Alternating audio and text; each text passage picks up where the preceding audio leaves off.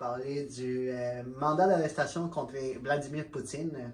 Et de la réforme des retraites en France. Et aussi, on va parler aussi de la faillite de la Silicon Valley Bank aux États-Unis. Il y a quand même quelques nouvelles intéressantes ces temps-ci. On va commencer en Russie. Il y a un mandat d'arrestation contre Poutine, Vladimir Poutine, le président de la Russie, qui s'est fait par la Cour pénale internationale. Ouais. En fait, je ne sais pas si tu avais lu en plus sur ça. Ouais. C'est quand même intéressant qu'il y a un mandat qui s'est fait contre lui. En fait, la Cour pénale internationale a lancé un mandat d'arrestation contre Poutine relativement à des crimes de guerre commis en Ukraine. Oui, c'était par rapport à l'enlèvement d'enfants ukrainiens qui a, depuis le début du conflit.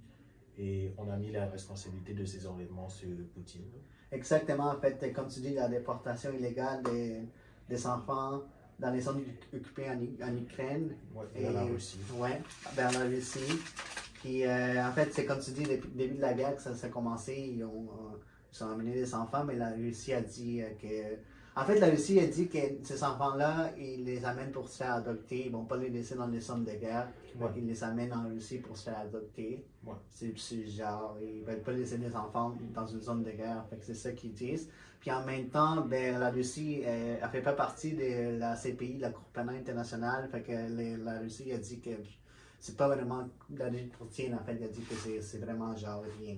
C'est Ouais. pas un mandat vraiment crédible. Ouais, ce matin, j'en discutais avec des amis pour les nouvelles et tout, là, et puis ils expliquaient que, comment dire, il y avait juste vraiment le premier ministre qui avait rejeté les accusations, là, mais Exactement, ça montre quand oui. même une escalation dans, comment dire, la perception du conflit. Parce que jusqu'avant, c'était, ceux qui soutenaient l'Ukraine, c'était plus des bonnes paroles et tout, mais là, il y a un crime de guerre qui a été annoncé. Exactement. Ça veut dire que ceux qui sont alliés à l'Ukraine peuvent se positionner différemment parce que il y a des crimes de guerre qui sont faits. Oui, il y a un mandat d'arrestation qui est fait contre Poutine, mais l'ancien président de la Russie, Dmitry Medvedev, Ouais. a comparé le mandat du papier de toilette. Fait que Ouais. c'est ça que les Russes pensent de ça. Puis dans ça, le CPI, ils vont porter en fait, une responsabilité pénale pour les crimes que ce soit commis individuellement avec une autre personne ou par l'intermédiaire d'une autre personne et pour avoir échoué à maîtriser des subordonnés placés sous son autorité et son contrôle effectif. C'est ça qu'ils reprochent à Poutine. Fait que c'est vraiment genre, c'est une responsabilité en fait, que tout ce qui arrive, c'est lui qui est l'autre dirigeant, c'est lui qui manage tout. Fait qu'ils vont dire, mais t'es pas directement impliqué, mais tu laisses faire les gens qui sont impliqués. Fait que tu sais, genre, qu'est-ce qui se passe. Fait qu'ils ont fait un mandat pour ça. Oui, et Poutine, c'est. Je sais pas si tu as vu la dernière nouvelle comme quoi Poutine a visité par le pôle en Ukraine. Ah oui, j'ai quand même. Oui. C'est lui qui représente la guerre pour la communauté internationale. C'est pas comme si il restait en Russie et qu'il donnait juste des ordres. Il veut donner l'image qu'il est présent sur les lieux et que l'Ukraine fait partie de la Russie dans certaines zones. Exactement. Mais tout ça, c'est comment dire? Déjà, la nouvelle qu'il allait en visite, c'est sujet à plusieurs théories, comme quoi ce serait un de ces doublons. Là, Non, mais j'ai vu une vidéo, ça a l'air d'être lui, là. Une petite vidéo sur TikTok, mais on sait pas. Je connais pas assez la politique, ni les doublons, ni les. Yo, le gars, il a travaillé dans l'espionnage. Il sait comment se trouver un double. Ouais, sûrement. Ouais. Fait que tu penses pas qu'il s'est rendu en Ukraine, à Mariupol? La réputation de Poutine, c'est quelqu'un d'extrêmement prudent. Ouais. Même au Kremlin et tout, je me rappelle, il y a peut-être une dizaine d'années, on faisait un documentaire sur le Kremlin. Il y a tellement d'étapes avant que la nourriture qui est cuisinée au Kremlin se rende chez Poutine. Tellement de tests de vérification pour éviter les empoisonnements et tout. Ça m'étonnerait qu'il fasse tout ça pour juste se déplacer en zone de guerre et risquer de se faire abattre par une Mais balle. là, pourquoi est-ce qu'il s'est rendu là? Juste pour être, genre, aller supporter l'armée russe qui est là, juste pour faire un signe qu'elle est là. C'est un symbole fort parce que ça montre qu'il considère ça comme un territoire russe. Ouais. Ça montre qu'il veut se rapprocher des personnes sur place et ça répond aussi à la visite de Joe Biden en Ukraine. OK. Fait que, c'est C'est un symbole symbole aussi. Ouais. Mais en même temps, il y a pas eu juste lui qui a eu il a reçu un mandat d'arrestation. Il y a aussi un autre mandat qui s'est fait en même temps, relatif à la déportation illégale des mineurs, qui a été lancé contre Maria Alexeyevna Lobla, excusez pour la prononciation. En fait, c'est la commissaire présidentielle au droit des enfants en Russie. Fait que, comme elle est directement liée à ça, avec les enfants, il y a un mandat d'arrestation contre elle aussi. Puis c'est les premiers mandats d'arrêt délivrés par la CPI en lien avec la guerre en Ukraine, c'est quand même gros. Puis aussi, mais en fait, l'Ukraine estime qu'il y a environ 16 000 enfants qui ont été victimes de cette pratique, OK? Ouais. L'ONU, il dit qu'ils ne sont pas encore certains, ils n'ont pas toutes les données. Puis la plupart sont placés en adoption en Russie, comme je l'ai dit tantôt. Puis, ben, comme je t'ai dit, en fait, Moscou n'a qu'une obligation envers cette mandat parce qu'ils ne font pas partie du CPI. Même les États-Unis ne font pas partie du CPI, en fait. Oui. Fait que, tu sais. Mais Joe Biden a dit que c'était justifié comme mandat. Zelensky a dit que c'était historique comme mandat aussi. Fait que. Mais la Russie, elle ne cache pas les transferts d'enfants. Comme je l'ai dit tantôt, ils disent qu'ils les amènent pour se faire adopter. Fait qu'ils ont dit, mais nous, on fait rien de mal quand même.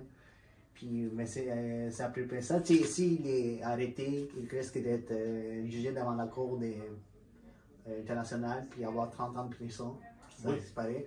Mais l'affaire, c'est que lui, pour se faire arrêter, il faudrait qu'il sorte dans un pays, qu'il soit dans un pays qui est membre de la CPI.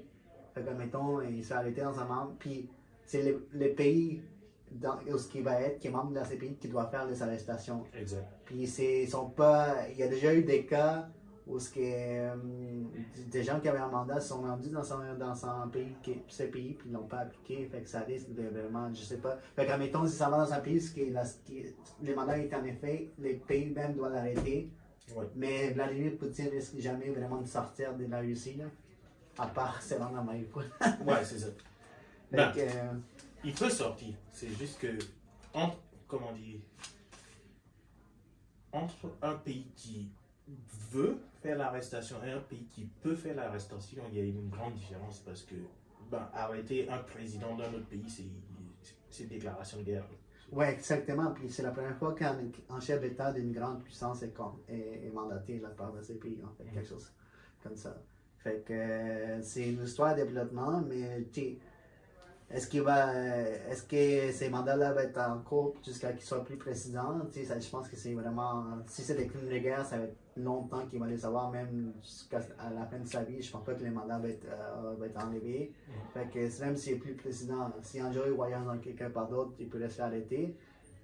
Peut-être là, c'est plus facile parce qu'il n'est plus président, mais en ce moment, comme il est président, si, admettons, il va dans un pays, je ne sais pas pourquoi il va attendre dans un pays membre du pays, et se fait arrêter, là, c'est comme tu dis, c'est un acte de guerre. Fait que c'est quand même une histoire de développement, mais justement, là, pour conclure ce sujet, il y a eu la visite du président chinois en Russie, juste récemment. Ils se sont déclarés leur amitié, puis leur front commun. Fait qu'il y en a plus de la Chine qui commence à être de plus en plus publique, avec tout ce qui se passe en Russie. Puis c'est ça. Parlons d'une autre arrestation imminente. Donald Trump qui informe les gens qu'il va se faire arrêter, mais finalement mardi il s'est rien passé vraiment. Ouais, ça c'est un autre sujet, hors sujet, mais là, genre, en même temps qu'on parlait de Poutine la semaine passée, il y a Donald Trump qui est sorti dans son réseau social, Truth Social, en fait, qui dit qu'il allait se faire arrêter mardi. Mais il y a eu plus de journalistes devant la cour que des gens qui manifestaient, parce qu'il avait demandé dans son message d'aller manifester. Ouais. Puis les gens comme s'il se fait arrêter, il va être plus crédible, blablabla, mais c'est juste lui qui met des choses dans le feu là, pour ramener l'attention à lui. Et c'est ça. Fait que s'il se fait arrêter, parce qu'il y a des preuves, je sais pas, j'ai pas encore suivi ce côté-là. Okay.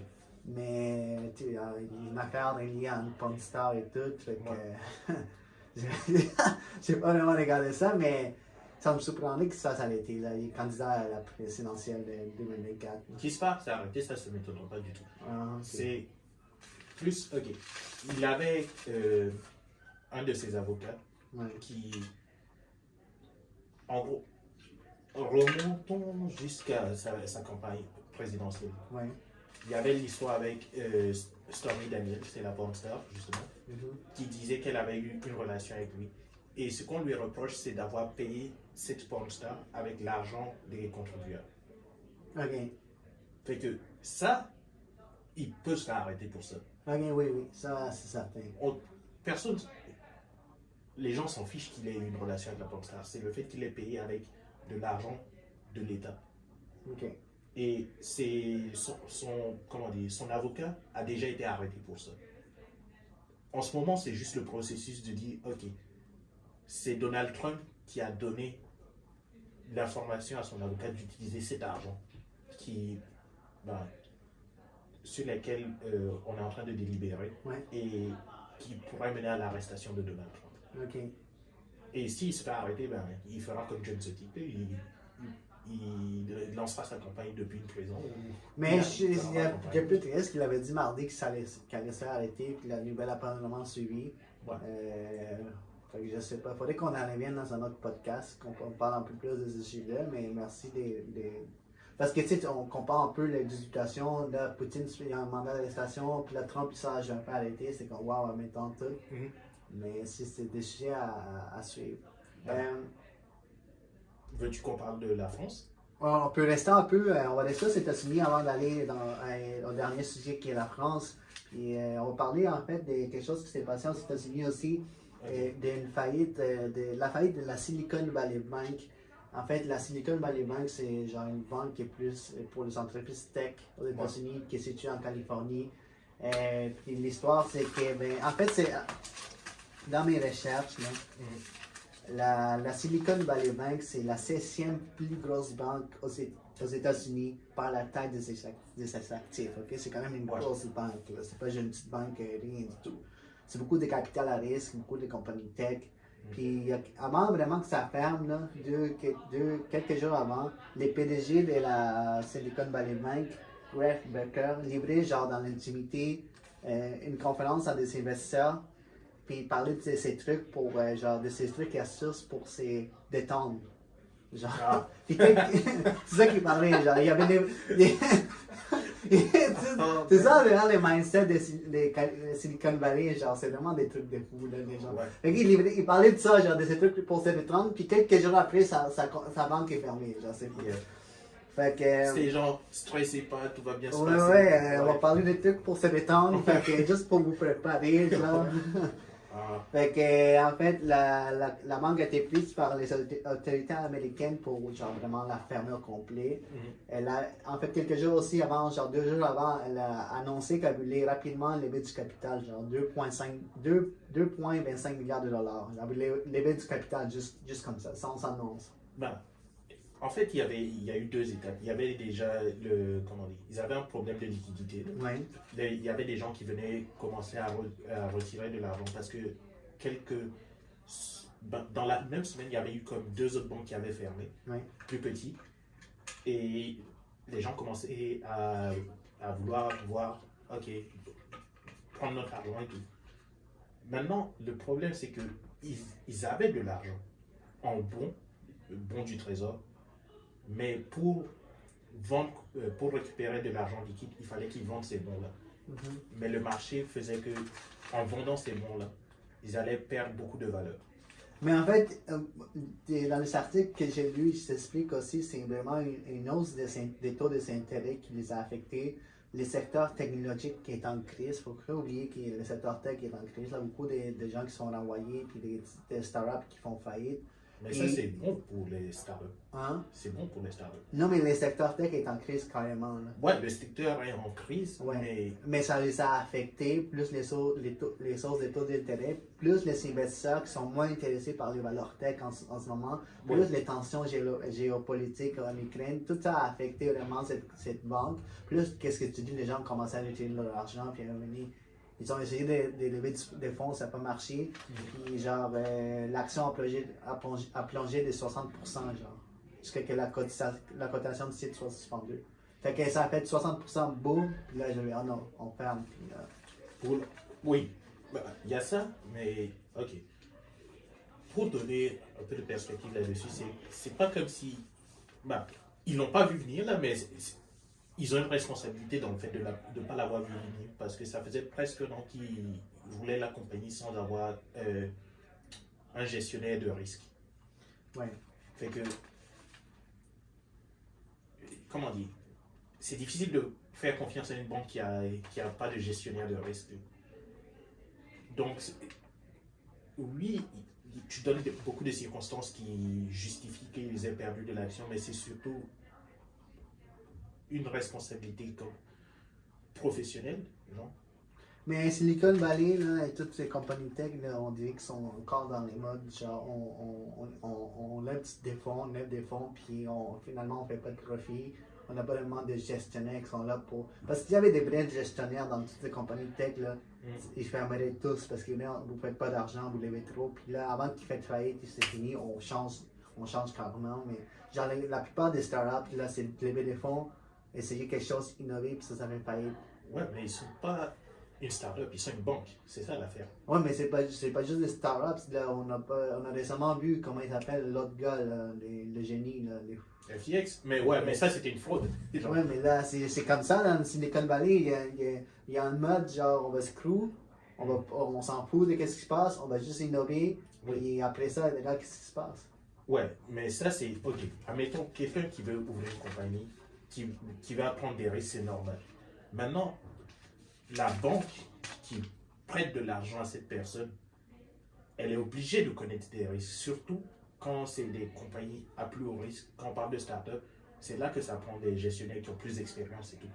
Tu ne peux pas faire des investissements à haut risque sans avoir de gestionnaire. C'est ça qui ne fait pas de sens dans l'histoire. Ouais, mais si un gestionnaire de haut risque, il y a beaucoup de startups qui n'allaient pas faire se financer.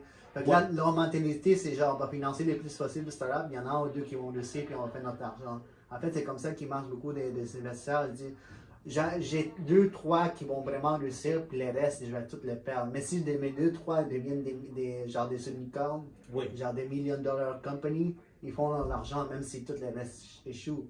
Ouais, mais Fait que, c'est des risques calculés. Oui, mais avoir un gestionnaire de risque qui va dire non, pas lui, ça leur empêche genre de dire non, on va juste investir dans tout. Ben non, sinon l'économie ne fonctionnera pas. C'est comme si tu dis, ok, on va donner de l'argent à tout le monde et quelqu'un va réussir. Mais là, j'ai l'impression que c'est la mentalité de Silicon Valley est Ouais, mais il y a la mentalité et il y a, comment dire, la liquidité pour ça. Tu peux pas, en tout cas, je me vois mal arriver devant des investisseurs leur dire, donnez-moi de l'argent, on va jeter ça et il y a quelqu'un qui va réussir. Ah, il y en a beaucoup qui ont fait ça, puis ils ont perdu. J'ai lu des histoires, là, Ouais, des gens qui arrivent avec des apps technologiques, n'importe quoi, puis ça ferme. ouais. Mais tu sais, comme tu parlais, il y avait une autre banque, la Signature Bank, qui a fermé aussi. Puis d'autres ont perdu beaucoup de valeur. C'est beaucoup des banques régionales, en fait, qui ont perdu beaucoup de valeur. Genre des petites banques des régions aux États-Unis. Puis ça s'est fait même ressentir en Europe, quand même. Il y a des chutes des prix des banques. Okay. Mais c'était pas une grosse affaire. Les gens ont commencé à avoir peur parce que ça pouvait rappeler la crise en 2008. Ouais. Des banques, mais genre les gouvernements américains ont vraiment pris ça en contrôle rapidement. Fait que Joe Biden a appelé les congrès à renforcer la régulation du secteur bancaire. Oui. Parce que c'est très important. Puis le gouvernement américain c'est également engagé à prêter les fonds nécessaires à d'autres banques qui en auraient besoin, genre. Puis en fait, c'est plus la Réserve fédérale, en fait, le Fed qui ont fait ça. Ils ont aussi promis de garantir le retrait de l'intégralité des dépôts de la Signature Bank et la Silicon Valley Bank. Fait qu'ils ont quand même une garantie que tu vas revoir ton argent si tu l'as perdu. Ouais. Mais en même temps, ils ont dit qu'ils ne vont pas utiliser les impôts pour sauver la Silicon Valley, les impôts des gens. Parce qu'en 2008, ça a été ça, les impôts des gens ont sauvé les banques. Mais cette fois-ci, ils ont dit non. Mais il fallait qu'ils fassent ce genre de démarches pour pas que ça l'éclate. Ils ont quand même fait des choses. La Fed, la Réserve fédérale des États-Unis ont quand même fait des démarches pour calmer les tout, calmer le feu. Puis il y a une chose intéressante, en fait, le directeur administratif de la Silicon Valley Bank, Joseph Gentile, jusqu'en 2007, c'était un haut dirigeant de la banque Lehman Brothers qui a fait faillite. Fait que t'avais quelqu'un Yes. qui, en 2008, qui dirigeait la Lehman Brothers, qui a fermé ses portes. Ouais, Puis c'est lui, ça. il était à Silicon Valley Bank. Fait Il que- savait qui appeler quand tout a pété. Fait que l'histoire se répète pour lui, hein, pour Ouais. le gars. Fait que c'est ça. C'est quand même une chose, c'est quand même assez grande, là, fait que, surtout pour les secteurs tech. Yeah. Et on dirait qu'ils sont tout le temps en train de se faire abattre par plein de choses là, en ce moment. On va voir qu'est-ce qui va se passer dans le futur. Mais pour le moment, il n'y a pas de crise. J'ai rien prêt. Gardez votre argent dans les banques. Ouais, ça fonctionne sur la confiance économique. Exactement. Là, on va parler de notre dernier sujet qui est la France. Ça fait quand même. C'était plus un bon bout, là. Ça fait quoi, un mois là, que ça se passe en France? Ouais. Ben, l'introduction de la réforme, ouais, ça date de mois en mois. Ouais. Fait que c'est la réforme des retraites, en fait. Parce qu'en France, tu peux prendre ta retraite à 62 ans. Jusqu'à la semaine passée. Ouais. Fait que là, qu'est-ce qui se passe? Ils veulent augmenter à 64. Ouais. Fait que de 2 ans de plus. Mais les gens sont pas contents. Mais c'est plus compliqué que ça. Mais c'est ça que c'est simple. C'est simple. Ok. En France, comment ça fonctionne le système de retraite? C'est pas tu cotises jusqu'à. C'est pas ta cotisation qui va payer ta retraite. C'est les gens qui travaillent en ce moment Ouais. qui payent pour les personnes qui sont retraitées en ce moment. Exactement. C'est ça que Macron avait dit dans son entrevue qu'a fait. Ouais. Et juste la justification qu'il donnait en gros pour l'augmentation, c'est que les gens vivent plus longtemps. Oui. Ils commencent à travailler plus tard. Oui. Et pour essayer de balancer ça, il proposait. Il y a eu plusieurs idées qu'il a proposées pour explorer avant de proposer cette réforme-là. C'était soit de augmenter les impôts là, au niveau des contribuables. Il y avait aussi. Il a donné deux autres idées, là, mais en gros, l'autre idée c'était plus de demander aux entreprises qui font d'énormes profits de contribuer d'une certaine façon, etc. Mais ce qu'on lui reproche surtout, c'est une fois que la réforme a été introduite, il a utilisé la loi 49.3. Oui, mais en fait, en France, c'est un des pays en Europe où l'âge légal de départ à la retraite est le plus bas déjà. Là. Oui. Puis, en fait, c'est pas lui vraiment Macron qui a fait ça, c'est sa première ministre, celle qui s'en charge de ça, là, Elisabeth Borne. Elle a eu recours à l'article 49.3 qui permet l'adoption d'un texte sans vote. Parce qu'en fait, il ne disposait pas d'une majorité prête à voter les textes en assemblée. Donc, il a pris l'article 49.3 pour passer le régime des retraites. Là, il y a les manifestations qui étaient pacifiques, juste pacifique avant que ça n'arrive. Puis dès que lui a fait l'utilisation de l'article 49.3, ça a commencé à se radicaliser les manifestations. Oui, il y avait déjà beaucoup de mobilisations. Je pense, le dernier chiffre que j'avais vu, c'était autour de 700 000 personnes. Oui, exactement. Et ce qui est problématique, c'est que les gens, ils s'adressaient à leurs représentants qui votaient. Les syndicats. Oui. Les syndicats sont impliqués d'une certaine façon. L'opposition, en ce moment, c'est la droite plus qui fait office d'opposition. On prit position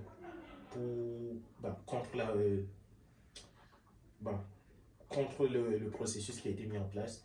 Il y a eu jusqu'à une motion de censure qui a été proposée. La motion de censure, c'est OK.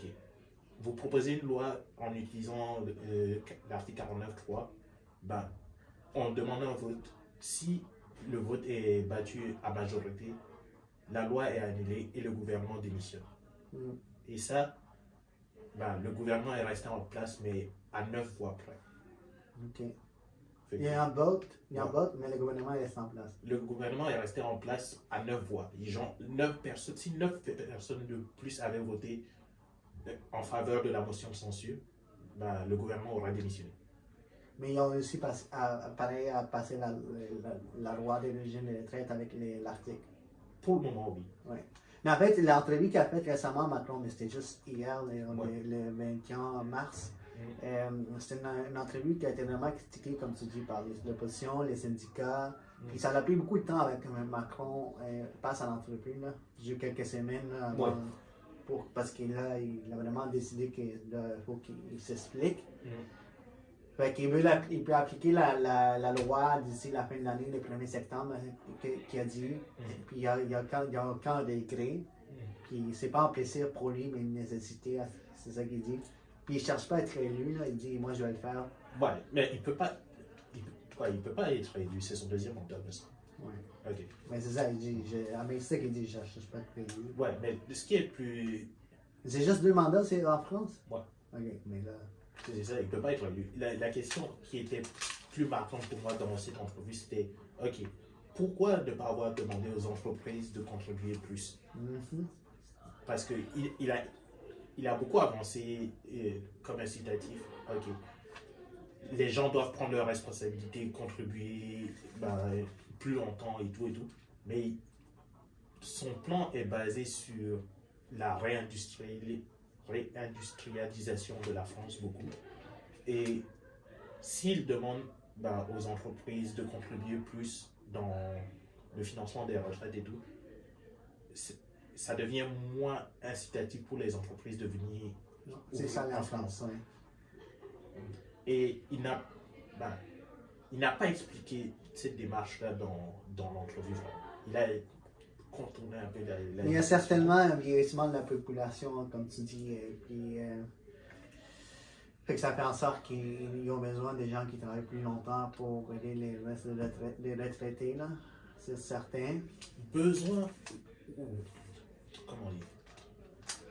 Disons que c'est plus simple comme message de dire aux gens, ok, il faut que tous les gens travaillent, que d'aller négocier avec des entreprises qui ont les moyens de se défendre et qui ont les moyens de déménager de la France, de leur dire, donner plus d'avantages aux Français.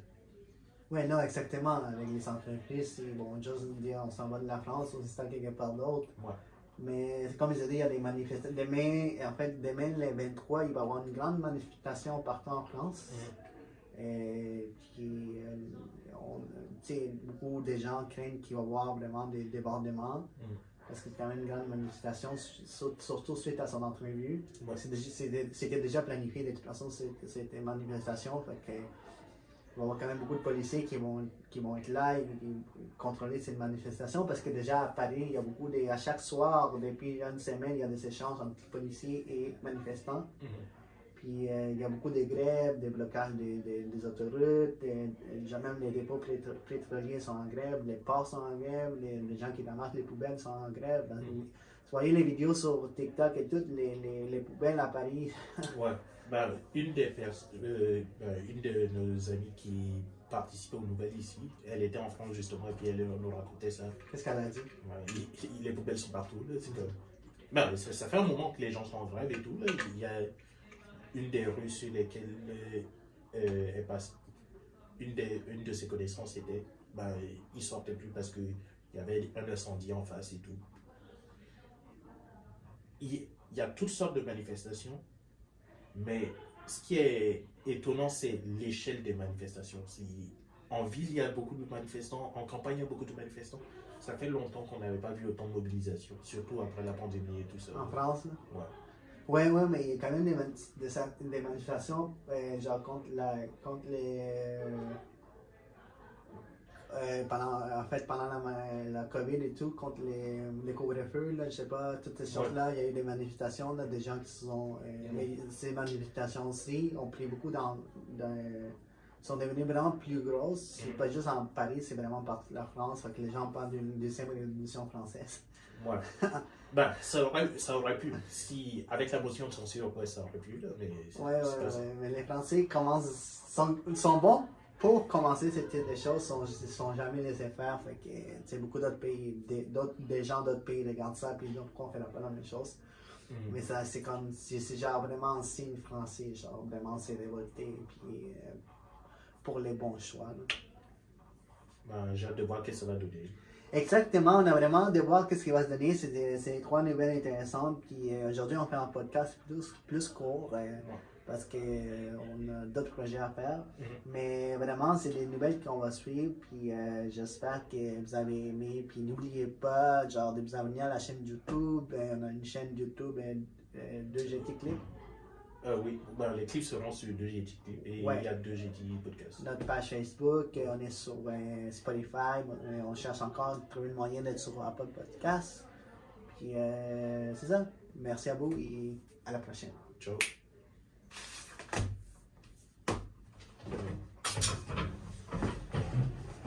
On était bon.